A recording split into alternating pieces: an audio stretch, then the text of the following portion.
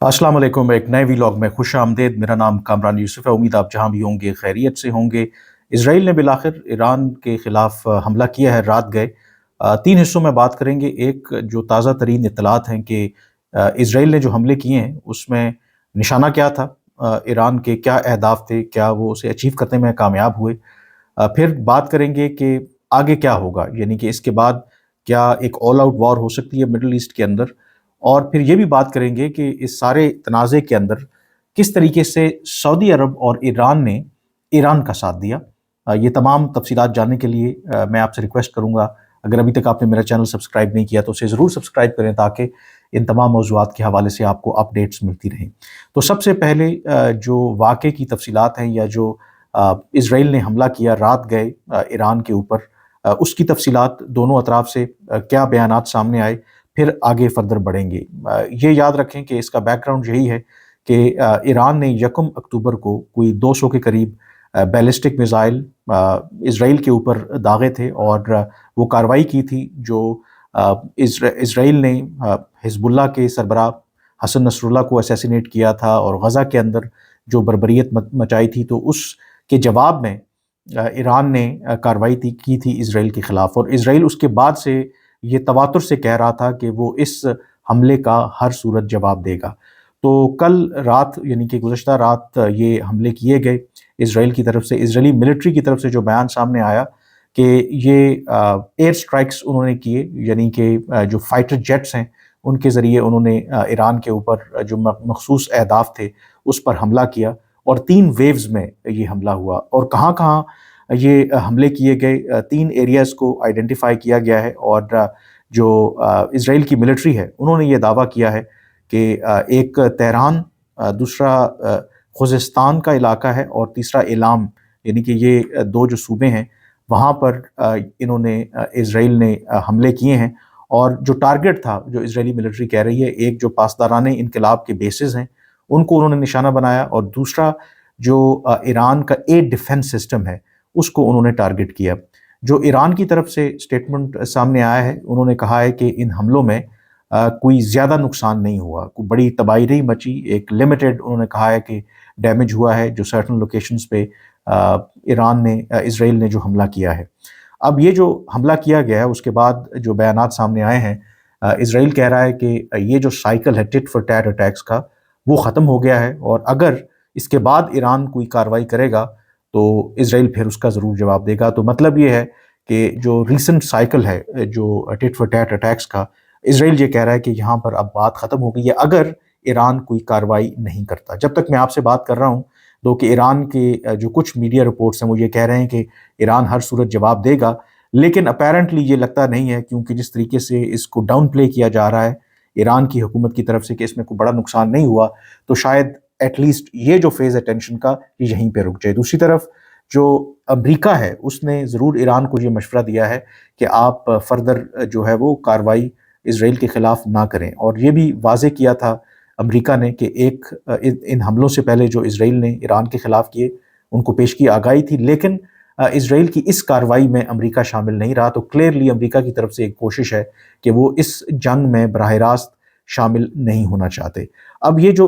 हमले किए हैं इसराइल ने, क्या जो इंडिकेट वो कर रहे थे उसी तरह के किए हैं, या इस बात को सामने रखते हुए किए हैं कि मज़ीद जो लड़ाई है वो ना फैले, और जो अमेरिका उनको तवातुर से कह रहा था कि उनको क्या अहदाफ को निशाना बनाना चाहिए उसके मुताबिक उन्होंने किए। क्योंकि इन हमलों से पहले ये बैकग्राउंड जानना बहुत ज़रूरी है कि इसराइल ने रूल आउट नहीं किया था, उन्होंने कहा था कि वो इवन के ईरान की जो न्यूक्लियर साइट्स हैं उस तक को वो निशाना बना सकते हैं, उनके जो ऑयल फैसिलिटीज़ हैं उनको वो टारगेट कर सकते हैं। लेकिन जो अमेरिका है उसने ये वाज़े किया था कि इसराइल पर कि वो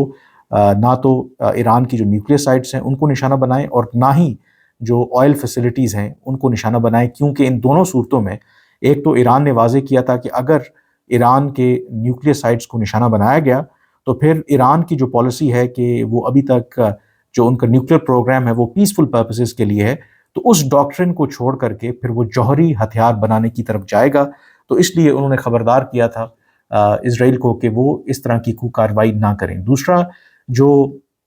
ऑयल फैसिलिटीज़ की बात हो रही है, उन जो तेल की तनसीबात हैं उनको निशाना बनाना, اس کے حوالے سے جو امریکہ کے بہت بڑے خدشات تھے، کیونکہ آپ کو پتہ ہے کہ اب چند روز کے بعد امریکہ میں صدارتی انتخابات ہونے جا رہے ہیں، اور اس موقع کے اوپر اگر ایران کی آئل فیسلٹیز کے اوپر اسرائیل کی طرف سے حملہ ہوتا تو خدشہ یہ تھا کہ بین الاقوامی مارکیٹ میں تیل کی قیمتیں اوپر چلی جاتی، اور جب تیل کی قیمتیں اوپر چلی جاتی تو ظاہر ہے کہ پھر پوری دنیا میں اثر پڑتا ہے، جو کاسٹ آف لیونگ ہے وہ بڑھ جاتی ہے، اور امریکہ پہ بھی اس کا اثر پڑتا ہے، جہاں باقی دنیا میں جب انتخابات ہوتے ہیں تو معیشت ایک امپورٹنٹ ایشو ہوتا ہے، بلکہ سب سے اہم ایشو ہوتا ہے، تو امریکہ کے اندر جو صدارتی انتخابات ہو رہے ہیں تو اس میں بھی اکانومی جو ہے اور کاسٹ آف لیونگ ایک سب سے بڑا ایشو ہے، جس کی بنا پر لوگ ڈیسائیڈ کرتے ہیں کہ انہوں نے کدھر ووٹ دینا ہے۔ تو اسرائیل کو یہ بتایا گیا تھا بائیڈن انتظامیہ کی طرف سے، اگر آپ یہ کام کریں گے تو پھر جو صدارتی انتخابات ہونے ہیں اس کے جو نتائج ہیں ان پر وہ منفی اثر پڑ سکتا ہے۔ تو یہاں پر کلیئرلی اگر آپ دیکھیں کہ ایک جو لمیٹڈ سٹرائکس کیے گئے ہیں، یعنی کہ اسرائیل نے نہ تو نیوکلیئر سائٹس کو نشانہ بنایا، نہ ان کی جو تیل کی تنصیبات ہیں، پھر جو دوسرا سویلین انفراسٹرکچر ہے، ڈیمز ہو گئے یا پھر پاور پلانٹس وغیرہ ہو گئے، ان کو بھی انہوں نے نشانہ نہیں بنایا، اور اس کے حوالے سے جو ایران کو پہلے خدشہ تھا تو وہ ایک انہوں نے سکھ کا سانس لیا ہے کہ جو بھی انہوں نے حملے کیے ہیں وہ ایک لمیٹڈ ہیں۔ تو یہاں پر ایک بیلنسنگ ایکٹ کیا گیا ہے on part of Israeli prime minister, جنہوں نے حملہ تو کیا لیکن اس طرح کی کارروائی نہیں کی جس کا وہ دعویٰ کر رہے تھے۔ تو لگتا یہ ہے کہ جو بیہائنڈ دا سین ایفرٹس تھی کہ یہیں پہ معاملات کو کنٹرول کیا جائے۔ اب آگے کیا ہوگا، ایک تو کلیئرلی یہاں پر نظر آتا ہے کہ اسرائیل بھلے لبنان اور غزہ کے اندر جینوسائیڈ کمٹ کر رہا ہے اور اس وار کو ایکسپینڈ کر رہا ہے، لیکن اس وقت وہ ایران کے ساتھ شاید بڑی لڑائی لڑنے کے موڈ میں نہیں ہے، اسی لیے انہوں نے یہ جو کارروائی کی ہے وہ بڑی ایک لمیٹڈ لیول پر ہے، اور شاید یہی ونڈو جو ہے ان کے پاس اویلیبل تھی۔ وہ کیوں ونڈو اویلیبل تھی میں آپ کو یہ بتاؤں گا کہ آگے اب کیا ہوگا، کہ شاید کوئی براہ راست ایران اور اسرائیل کے درمیان اس طرح کی کوئی بڑی کارروائی کا یا لڑائی کا خدشہ اس لیے نہیں ہے کیونکہ اسرائیل کو پتا تھا کہ کیونکہ امریکہ ایک الیکشن موڈ میں ہے، اور وہاں پر آبویسلی جب الیکشنز ہو جائیں گے تو الیکشن کے بعد کی جو صورتحال ہے وہ یکسر بدل جائے گی، اور اسرائیل کے پاس جو آج ونڈو اویلیبل ہے وہ ونڈو اویلیبل نہیں ہوگی کہ جو مرضی وہ کرتے آ رہے ہیں، کیونکہ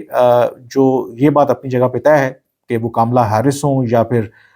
ڈونلڈ ٹرمپ ہوں، وہ دونوں ہی اپنی جو لائلٹی ہے وہ اسرائیل کے ساتھ شو کرنے کے لیے ہر حد تک جا رہے ہیں، لیکن یہ بات بھی اپنی جگہ پہ موجود ہے کہ اگر ٹرمپ منتخب ہو کر کے آتے ہیں تو وہ ایک انپریڈکٹیبل پریزیڈنٹ ہوں گے، وہ اپنے آپ کو ایک پیس میکر کے طور پر بھی دیکھتے ہیں، اور ان کے بارے میں کہا جاتا ہے کہ انہوں نے اگر فیصلہ کر لیا، اسرائیلی پرائم منسٹر کو کہا کہ آپ جنگ بندی کریں، تو اسرائیلی پرائم منسٹر بھی جانتے ہیں کہ ان کو ہر صورت جنگ بندی کرنی پڑے گی، کیونکہ ادروائز وہ پھر ابھی تک تو امریکہ نے جو سپلائی ہے ہتھیاروں کی بند نہیں کی اسرائیل کو، لیکن ٹرمپ کے آنے کے بعد کچھ بھی ہو سکتا ہے۔ تو یہ تمام جو فیکٹرز ہیں وہ اسرائیل کی جو اس وقت رائٹ ونگ حکومت ہے ان کو پتا تھا، تو اس لیے انہوں نے اس ونڈو کا استعمال کیا اور اپنی فیس سیونگ کے لیے یہ کارروائی کی۔ تو جو میری اپنی اسیسمنٹ ہے بیسڈ آن جو گراؤنڈ میں سچویشن ہے، لگتا نہیں ہے کہ ایران اور اسرائیل کی اگر آپ بات کریں یہاں سے بات فردر آگے جائے گی، تو یہ معاملہ یہیں پہ رکے گا۔ اب بات آتی ہے کہ ان حملوں میں جب یہ ہوئے تو پاکستان اور سعودی عرب کا کیا کردار رہا۔ سب سے پہلے جب یہ حملے ہوئے تو ایران اور سعودی عرب کی آپس میں ایک آپ کو پتہ ہے کہ چپکلش چلتی رہی ہے، دو کہ تھینکس ٹو چائنا دونوں ملکوں کے درمیان ہم نے دیکھا کہ پچھلے سال ایک مفاہمت بھی ہوئی، ڈپلومیٹک ریلیشن شپ ان کے بحال ہوئے، لیکن کہیں نہ کہیں آج بھی ایک آبویسلی انڈر لائن دونوں ملکوں کے درمیان ایک ٹینشن اپنی جگہ پہ باقی ہے۔ انفیکٹ اسرائیل جب کارروائی کی بات کر رہا تھا تو ایران نے واضح طور پر پیغام دیا تھا تمام عرب ممالک کو کہ جو بھی اس اسرائیل کی ممکنہ کارروائی میں شامل ہوگا تو ایران ان ممالک کے خلاف بھی کارروائی کرے گا۔ جو گلف کنٹریز ہیں، سعودی عرب ہے، یو اے ای، قطر، ان سارے ممالک نے ایران کو واضح کیا تھا کہ وہ اس لڑائی میں یا ایران جو بھی کارروائی کرے گا کسی طرح کے اپنے بیسز یا اپنی جو ایئر سپیس وغیرہ ہے اس کو استعمال کرنے کی اجازت نہیں دیں گے، بیکاز دے انڈرسٹینڈ کہ اس کی کیا امپلیکیشنز۔ اب جب یہ حملے ہوئے تو اس کی فوری بعد یہ بھی غیر معمولی بات ہے کہ سعودی عرب نے اسرائیل کی سخت مذمت کی کہ انہوں نے ایران کی جو ٹیریٹوریل انٹیگریٹی اور سوورنٹی ہے اس کو وائلیٹ کیا ہے، اور تمام فریقین پر اس بات پر زور دیا ہے کہ وہ میکسیمم ریسٹرینٹ شو کریں، اور اس لیے سعودی عرب نے کلیئرلی یہاں پر ایران کا ساتھ دیا ہے۔ دوسری طرف پاکستان کی دفتر خارجہ کی طرف سے بھی آپ سے کچھ دیر پہلے سٹیٹمنٹ سامنے آیا ہے جو میرے سامنے موجود ہے، جس میں اسٹرانگسٹ الفاظ میں مذمت کی گئی ہے جو اسرائیل نے ایران کے خلاف حملہ کیا ہے، اور پاکستان نے کہا ہے کہ یہ جو ایران کی ٹیریٹوریل انٹیگریٹی ہے اور اس کی جو سوورنٹی ہے اس کے خلاف ہے، اور اس طرح کی کارروائیوں سے جو خطے میں آلریڈی ایک والیٹائل سچویشن ہے، فردر ایسکیلیشن ہونے کا خطرہ ہے۔ یہاں پر یہ بات بھی امپورٹنٹ ہے کہ پاکستان نے کلیئرلی تمام تر جو ذمہ داری ہے اس کی، جو اس وقت کرنٹ ٹینشن ہے، کیونکہ جو ایران نے بھی 1 اکتوبر کو 200 کے قریب بیلسٹک میزائل فائر کیے تھے اسرائیل کے اوپر، پاکستان کا یہ ماننا ہے کہ کلیئرلی یہاں پر جو اس کی ذمہ داری ہے وہ اسرائیل کے اوپر عائد ہوتی ہے۔ جو ٹینشن ابھی ایران اور اسرائیل کے درمیان چل رہی ہے یا مڈل ایسٹ کے اندر، تمام تر ذمہ داری جو ہے اس کی عائد ہوتی ہے اسرائیل کے اوپر۔ تو کلیئرلی یہاں پر پاکستان نے ایران کا ساتھ دیا ہے، اور نیچرل ہے کیونکہ ایران پاکستان کا نیبر بھی ہے، مسلم کنٹری بھی ہے، اور آبویسلی پاکستان یہ افورڈ بھی نہیں کر سکتا کہ اس موقع کے اوپر ایران کے خلاف جو حملے کیے گئے ہیں اس کی مذمت نہ کرے۔ پھر پاکستان نے آف کورس ارج کیا ہے UN سیکیورٹی کونسل کو کہ اسے ارجنٹلی رول پلے کرنا چاہیے کہ جلدی یہاں پر خطے میں امن ہو، اور زور دینا چاہیے، یعنی کہ سٹیپس لینے چاہیے ایسے امیجیٹلی کہ جو روک سکے کہ جو اسرائیل کا جو پاگل پن ہے، جس طریقے سے ان کا، بلکہ انہوں نے یوز کیا پاکستان نے ورڈ کہ Israeli recklessness in the region and its criminal behaviour, مطلب بڑا اسٹرانگ سٹیٹمنٹ دیا ہے کہ اس کو روکنے کے لیے UN سیکیورٹی کونسل جو ہے وہ اقدامات کرے۔ آف کورس پاکستان کی خواہش اپنی جگہ پر، بٹ ایسا ہوگا نہیں، کیونکہ UN سیکیورٹی کونسل کے اندر آف کورس اسرائیل کے بڑے پکے اتحادی بیٹھے ہیں، اور سب سے بڑی مثال آف کورس امریکہ ہے۔ جب بھی اس طرح کا کوئی سٹیپ لینے کی بات ہوتی ہے تو امریکہ صاحب بہادر آ کر کے پروٹیکٹ کرتا ہے اسرائیل کو، جو بھی قرارداد آتی ہے اس کو ویٹو کر دیتا ہے۔ تو لیکن کلیئرلی پاکستان نے یہاں پر بڑی ایک آرٹیکولیٹ پوزیشن لی ہے، اور ایران کے خلاف ان حملوں کی سخت مذمت کی ہے۔ باقی آئی تھنک خطے میں ٹینشن آف کورس تو اپنی جگہ پہ رہے گی، کیونکہ یہ معاملہ ختم نہیں ہونے والا، بٹ لگتا یہ ہے کہ یہ جو کرنٹ فیز ہے یہ یہاں پر آئی تھنک معاملہ اب تھم گیا ہے۔ اب نیکسٹ فیز آف کورس کب شروع ہوتا ہے یو نیور نو، بٹ اسرائیل نے اپنی ایک فیز 7 کے لیے ایک لمیٹڈ اٹیکس کیے ہیں اپنی ڈومیسٹک آڈینس کو بتانے کے لیے کہ یس ہم نے جوابی کارروائی کر دی ہے، but at the same time جو امریکی کنسرنز تھے ان کو بھی انہوں نے ایڈریس کیا، یعنی کہ نیوکلیئر سائٹس کے اوپر حملہ نہیں کیا، جو آئل کی تنصیبات ہیں ان کے اوپر حملہ نہیں کیا، اور ساتھ ہی آف کورس ایک کیلکولیٹڈ ان کا موو تھا، کیونکہ وہ نہیں چاہتے تھے کہ اگر اس طرح کی وہ کارروائی کریں اسرائیل تو اس کے جواب میں پھر ایران کو فردر کارروائی کرنی پڑے۔ تو یہاں پر آئی تھنک یہ معاملہ جو ہے یہیں رکتا آپ کو نظر آ رہا ہے۔ خیر بہت سے لوگ یا کچھ لوگوں کا یہ بھی خیال ہے کہ شاید ایران اور اسرائیل کے درمیان ایک یہ ٹوپی ڈرامہ چلتا رہتا ہے اور ایسا ہی رہے گا، اور آگے اصل میں کچھ ہوگا نہیں۔ بہرحال آج کے ویلاگ سے اتنا ہی، اب مجھے اجازت دیجیے، اللہ حافظ۔